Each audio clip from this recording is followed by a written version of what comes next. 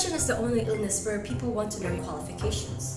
And the way they ask, you'll know that you're already being judged. And I'm asked every time. What are you depressed about? I won't go.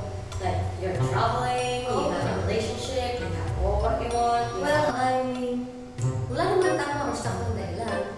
Or there's no good, reason for it. That's why it's called clinical depression, right? And besides, if there was a reason, I would just be justifiably sad.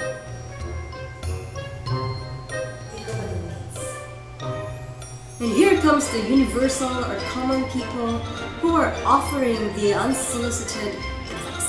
Like, Have you heard positive thinking? Tara, inom! Alak lang yan. Meditation.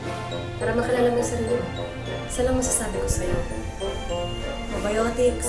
Roy, speak me na! Mental illness is its own unique conundrum. Yes, you heard me right. Bago ko lang natutunan. And because if you have physical ailment, people are naturally sympathetic. O ito, love pill.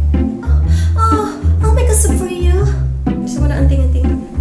But if we're talking about mental illness, medyo magkaiba yun. Medyo magkaiba sila ng attitude. I think that the best way to talk to someone with depression is actually not talking at all, but listening with compassion and not trying to provide solutions. Unless if that advice is encouraging someone to go therapy, which is great and awesome, and I think I need to do that too, and everyone should do it, but not necessarily trying to fix somebody's illness. And we all know that our instincts when somebody is sad is try to cheer them up, offer some drinks, or just help them, anything, entertain them, or just let them be whatever they want, or blah blah blah. But depression isn't personal and it's not going to go away with just a pep talk. And sure, I do know how to do it. You can say supportive things like, "Dalam ako friend, is there anything that I could do right now? Look, hindi ako marunong mag-handle ng ganitong sitwasyon, and you may not believe it right now, but the way you're feeling is totally going to change. But maybe try to avoid people like, oh, stop you. Look at the brighter side. Huh? We're all humans. We all go through tough times like this. Like, depression is just in your head. You can totally overcome it. Alam mo ba yung phrase na mind over matter? Duh. And I think that it's also really important to note that you should try to protect yourself when dealing to a depressed person. And if you're naturally an empath or susceptible to a person's emotions, it could be really difficult to separate yourself from it.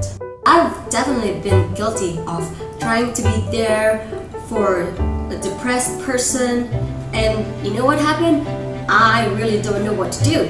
And letting their illness affect my mental state, which isn't good for either of us. So setting your own boundaries to protect yourself is very, very important.